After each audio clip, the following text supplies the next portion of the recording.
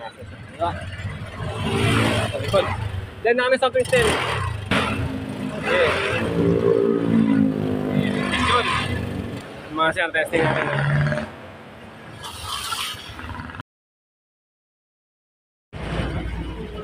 Victims of love is broken down the pain.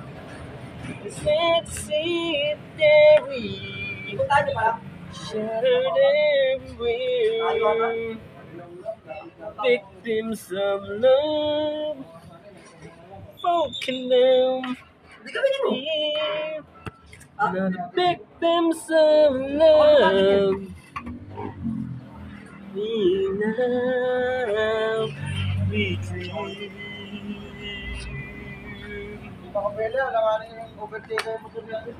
O yun na, yung gamitin mo kayo dong. Para malakas-lakas pang hatak. At talaga mga sir.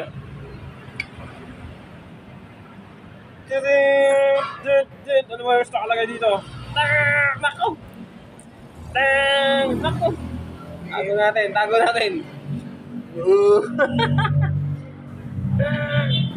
Ipamor! Alright. Yun mga sir, meron tayo dito yung PCX 1250. So ito, i-test brake natin yung PCX na to. So yun yung mga pyesa na gagamitin natin. Alam niyo na kung anong pyesa yan. Mamaya papakita ko sa inyo. Buuin muna natin to kasi matagal na to Tagal na to rito para makuha na ni sir. Game! Mga sir, okay na itong disc brake natin dito sa diba? Sa likod. Then namin sa twistin. Coca-Cola. Okay lang. Sige.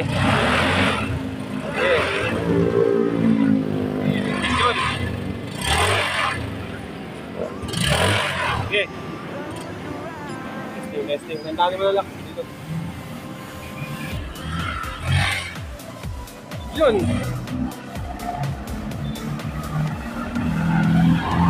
Mga sir, testing natin.